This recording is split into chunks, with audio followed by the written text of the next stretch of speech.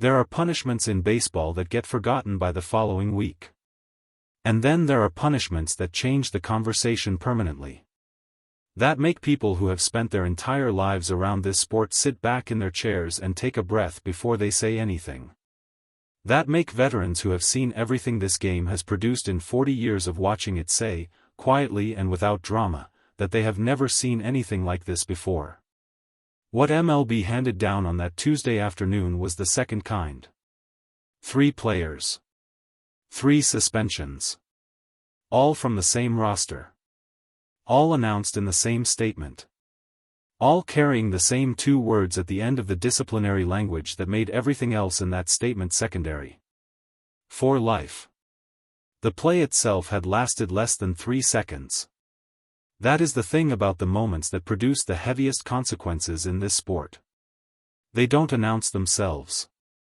They don't build slowly toward a climax the way a bases-loaded at-bat builds or the way a pitcher's duel builds through 8 scoreless innings. They arrive without warning in the middle of an ordinary sequence of events and then they are over before most people in the stadium have fully registered what they witnessed. Shohei Ohtani had been running the bases. That's where it started. A hit that sent him from first toward second, the kind of base-running situation that happens dozens of times every night across every ballpark in the league. Routine. Familiar. The kind of moment that players execute on instinct because they have executed it 10,000 times before. What the 3 Yankees players did in that moment was not routine. What they did was not instinct. What they did was a decision. And decisions carry a different weight than instincts when the league office sits down to determine what consequences are appropriate. The first suspension belonged to the player who initiated contact. The footage, which had been reviewed by the league office for 36 hours before the announcement came, showed the sequence in a clarity that left no room for interpretation. No room for the benefit of the doubt that baseball sometimes extends when the evidence lives in a gray area. No room for the argument that things happen fast and intentions are difficult to prove and players deserve the assumption of good faith. There was no gray area. There was no benefit of the doubt available. There was only what the footage showed, frame by frame, in the kind of detail that high-definition stadium cameras produce when they are pointed at exactly the right place at exactly the right moment. The contact with Ohtani was deliberate. The league said so in language that was not careful or hedged or softened by the usual diplomatic architecture of official statements. It was direct. It named what had happened. It did not leave space between the words for alternative readings. Deliberate. Dangerous. Unprecedented in its coordination.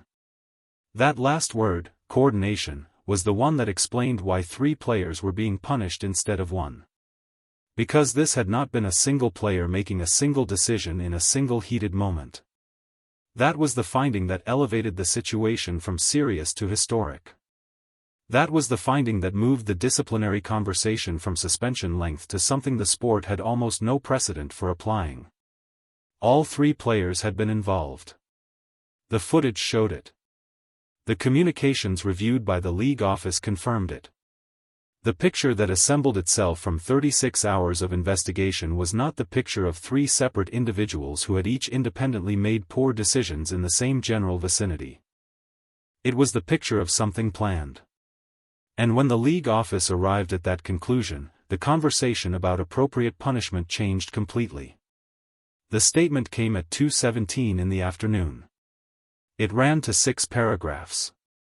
The first paragraph described the incident. The second paragraph described the investigation. The third paragraph named the 3 players and their suspensions. The fourth paragraph described the standard being set and the reasoning behind it. The fifth paragraph addressed the appeals process, or rather, the absence of one in cases of this classification. The sixth paragraph was 2 sentences long and stated that the Commissioner's office considered the matter resolved at the institutional level. 6 paragraphs. The baseball world read them in approximately 4 minutes and then spent the next 4 hours trying to fully absorb what they had just read. 3 players. Suspended for life. The last time the sport had used that phrase in that context, multiple players, same incident, coordinated conduct, the year had 4 digits that started with 19. This was not that era. This was not that sport. The game had changed in 100 ways since then, in its rules and its culture and its understanding of what it owed to the people who played it. But the punishment reached back across all of that change and used language that belonged to the most serious moments in the sport's history. And it used it for what had been done to Shohei Ohtani. The Yankees press conference that afternoon was the kind that nobody in that organization had prepared for, because nobody in that organization had believed, when the day began, that they would be sitting in front of microphones trying to respond to something like this. Their manager sat at the table with the expression of a man who had just been handed information he was still processing in real time. Not performing shock. Actually shocked. The distinction matters because it was visible and because the reporters in the room recognized it immediately. He said the organization was cooperating fully with the league. He said they respected the commissioner's authority. He said they were devastated, and he used that word carefully, deliberately, by the conduct that had led to this outcome. A reporter asked him whether he had known anything was planned before the game. He said no. His voice was steady when he said it. But his hands, resting on the table in front of him, were not entirely still. A second reporter asked whether the 3 players had said anything to the organization in the hours between the incident and the league's announcement. The manager paused for a long time before answering. He said the conversations that had taken place were private. He said he would not characterize them publicly. He said the organization's focus right now was on the players who remained and on the season that still had to be played. That answer produced a silence in the room that lasted several seconds. Because what he had not said was as loud as what he had. Dave Roberts spoke from Los Angeles. He had been notified of the league's decision before the public announcement came. The Dodgers had been kept informed throughout the investigation in the way that the organization representing the injured player is kept informed. Roberts had known for several hours before the statement dropped what the statement was going to say. He had used those hours to think about how to talk about it. When he sat down in front of the microphone, he looked like a man who had done a significant amount of thinking and had arrived at a place of stillness on the other side of it. A reporter asked him how he felt about the punishment. Roberts said he felt it was appropriate. He said it without elaboration, which in its own way was a form of elaboration. A man who had reservations about a decision uses more words. He uses qualifiers. He performs balance. Roberts used 4 words and then waited for the next question. The next question was about Ohtani. Roberts' voice changed slightly. Not dramatically. The small shift that happens when a person moves from answering a question about an institution to answering a question about a person they care about. He said Ohtani had handled everything with a composure that he, Roberts, was not sure he could have matched in the same situation. He said what had happened on that field had been genuinely frightening to witness from the dugout. He said the word frightening, the way people say words when they have resisted saying them for a while and have finally decided the situation requires honesty over management. He said Ohtani deserved better from this sport. And then he said the thing that would be replayed and quoted and written about for the rest of that week. He said the league had agreed with that. 3 words. 7 syllables. The entire weight of what had just happened compressed into a sentence that took less than 2 seconds to say. The league had agreed. Ohtani's public statement was released through the Dodgers communications office at 4 p.m.